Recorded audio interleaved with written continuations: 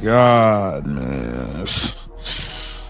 Just when I thought we were getting somewhere, just when I thought everything's looking like it's on the up and up, we're going to have a WNBA 2026 season.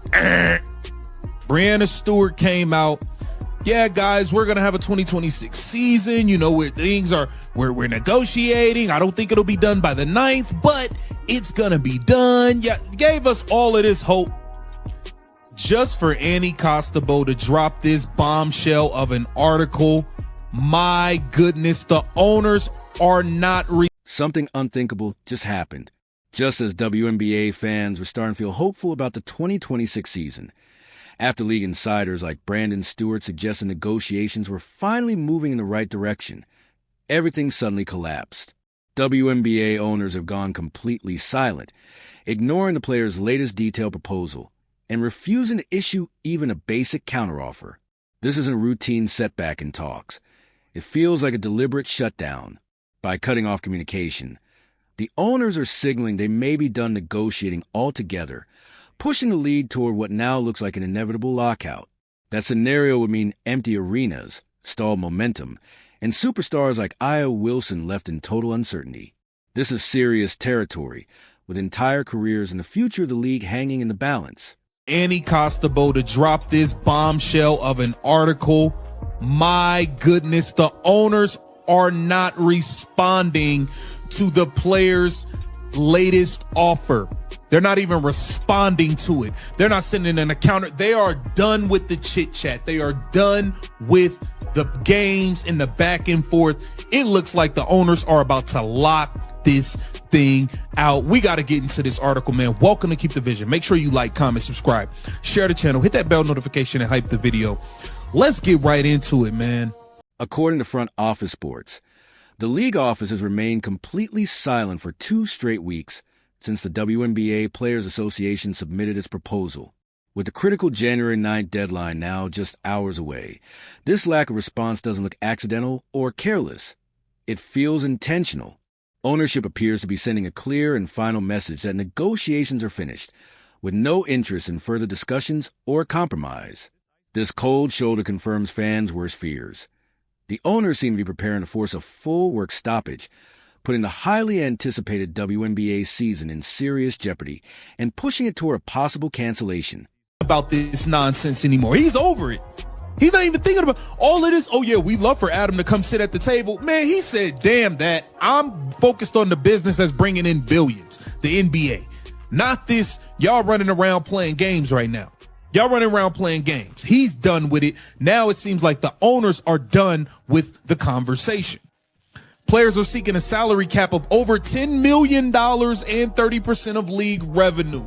We already know the owner said doing something like this will cause them to lose $700 million plus. Are y'all crazy? Adam Silver, who is usually seen as the steady voice of reason in basketball, has reportedly stepped away entirely from the WNBA's increasingly heated negotiations. According to insiders, his focus has shifted fully toward the rapidly expanding NBA Europe projects, sending a clear signal that he views the WNBA's ongoing labor fight as a distraction from his billion-dollar priorities. The message from the top is harsh. While players are urging him to step in and help move talks forward, Silver's reported frustration with the drama and what he sees as gamesmanship highlights a troubling disconnect from the league's fight for stability. His absence from these critical discussions speaks volumes about how little urgency these career-defining negotiations seem to carry within the broader NBA power structure, only deepening the crisis.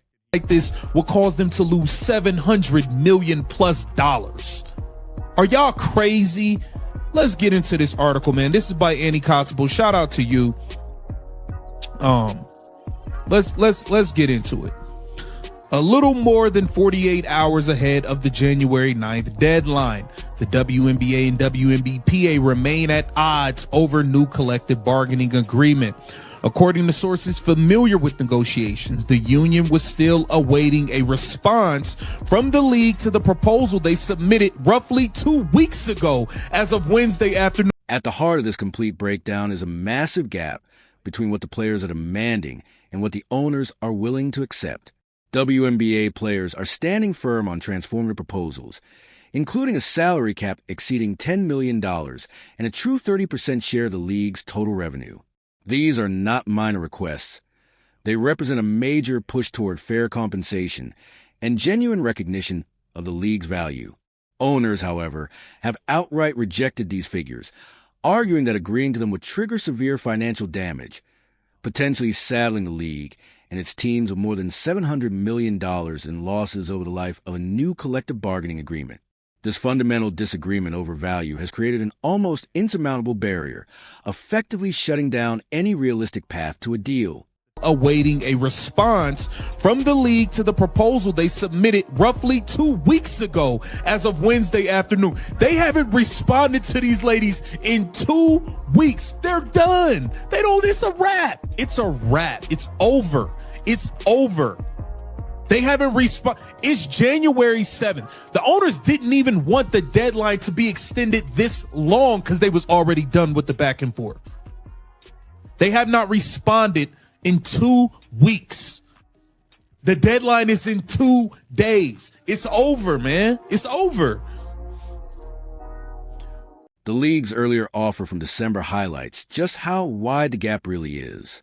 Ownership proposed giving players 70% of net revenue, a figure that sources close to the negotiations say actually amounts to less than 15% of the league's total overall revenue.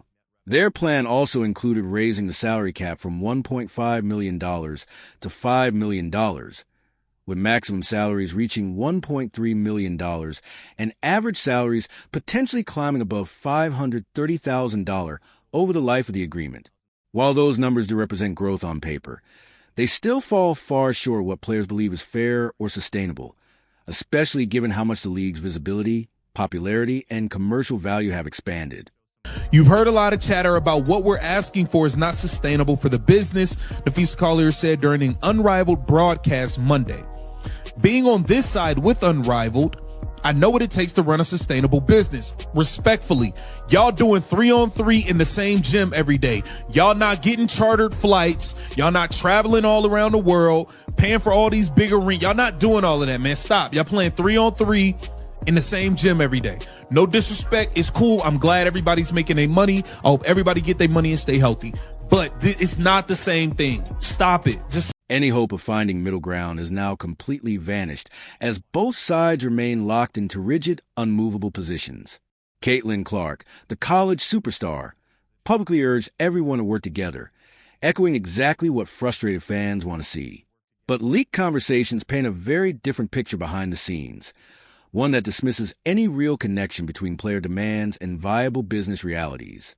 In those discussions, speakers sharply criticized the Unrivaled platform, arguing that its 3-on-3 model, played in the same facility every day, doesn't face the same financial pressures as a full professional league responsible for charter flights and global travel. That blunt attack on a player-driven project appears to have only inflamed ownership further, deepening their silence and accelerating the WNBA toward a looming lockout. From players, 98% voted to allow the union's executive committee to call a strike when necessary. Here it says if both sides can agree to a third extension, a work stoppage, whether in the form of a lockout initiated by the owners, and the owners are the ones who are not responding anymore. So it looks like they'll be the ones to lock this out rather than the players going on strike, because the owners aren't even talking to y'all no more. They told y'all to beat it at this point. This is crazy.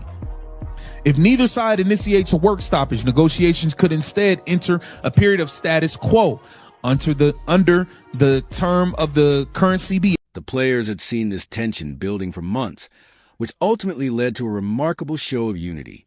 Last month, WNBA players voted by an overwhelming margin to authorize a strike, with 93% participation and 98% approving the move that would allow their leadership to call a strike if necessary.